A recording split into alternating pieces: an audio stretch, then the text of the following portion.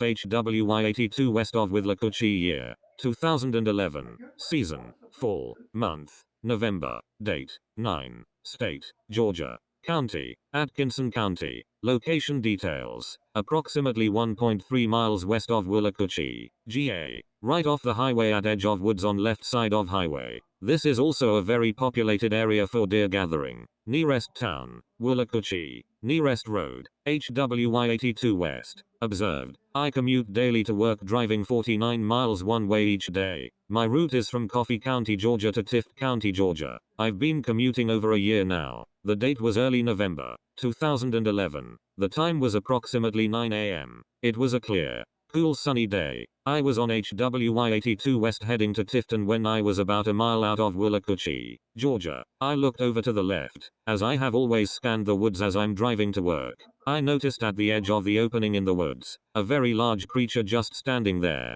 It was all covered in black hair and its arms were dangling to its sides, which is what made me notice it in the first place. I'd say it was over 8 feet tall. It was huge. I think it saw me too. Looking at it, when I first spotted this, I slammed on my brakes as I was getting ready to accelerate on the highway at that moment. Now, because I had a medium strip between me and the other side, I didn't have a chance to turn around and get over on the side of highway I'd seen it at. I had to get going on to work, so I just kept going. I wish I would have turned around up the highway and went back, and maybe it might have still been there, but I did not want to be late for work. Also noticed, none. Other witnesses, myself. Other stories, none. Time and conditions, 9 a.m. Clear day, sun shining. Environment, pine forest. Next to the path cut into woods right at the area I spotted it. Follow-up investigation report by BFRO investigator Benjamin C. I spoke at length with the witness about her sighting. The witness no longer lives in southern Georgia, but I found her statements and recollection of events to be quite compelling. I feel strongly that she is a very credible witness. Over the course of the conversation, she disclosed that she had not one but 2 sightings, the second sighting occurring the year after her submission of this report.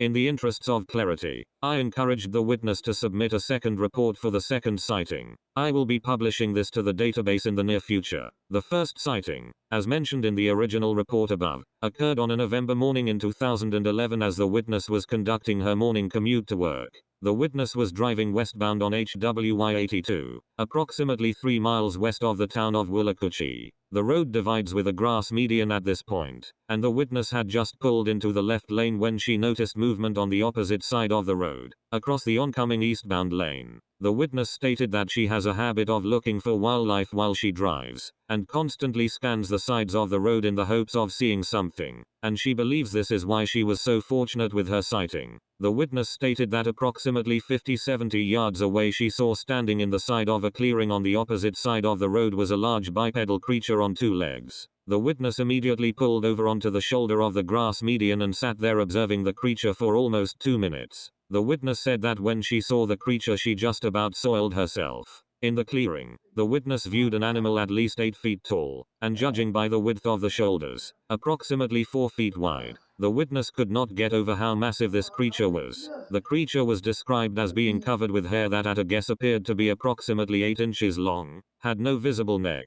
and was very muscular. The coloration of the hair appeared to be black with tinges of brown, with a unique patch of whitish hair in the shape of an upside triangle on the creature's chest, spanning from inside the shoulders and narrowing down to just above the start of the creature's abdomen. It is worthwhile noting that this type of piebald coloration is not without precedent, and as a little known fact, the term skunk ape actually came from the name given ape-like creature observed in North Florida that had a white stripe of hair on its back rather than from any associated smell of the creature's face. The witness said she was focused on its eyes, describing them as big, dark eyes. The head was round on top. The facial shape was boxy, with a squared jaw, but due to the overall distance she could not see details for a mouth, nose, nor ears, although she assumed they were there. Skin color was described as black in appearance. The creature was swaying slightly back and forth, but it was the movement of the arms and arm hair that caught her attention, as the hanging arm hair was waving back and forth as the creature swung its arms in a short arc.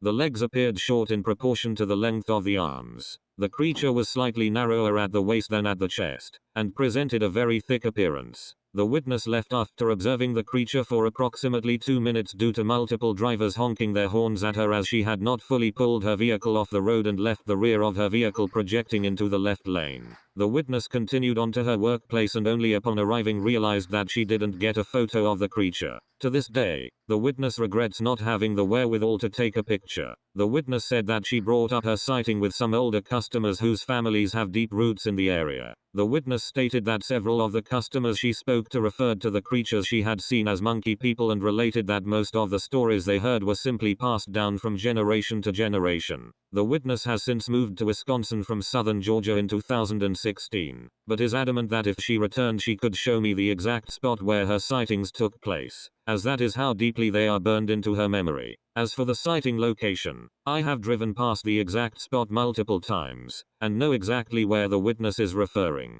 The forest on either side of the road is an older pine plantation with thick underbrush. Less than 800 feet due south of the sighting is the Arapahoe River and accompanying floodplain. The Arapahoe River is a 202-mile-long north-to-south tributary of the Suwannee River, possessing a floodplain greenbelt that ranges from 1/8 to 1 mile wide that is essentially devoid of human habitation. Other reports from southern Georgia demonstrate similar congruence in terms of the proximity of sighting locations to regional forested floodplains.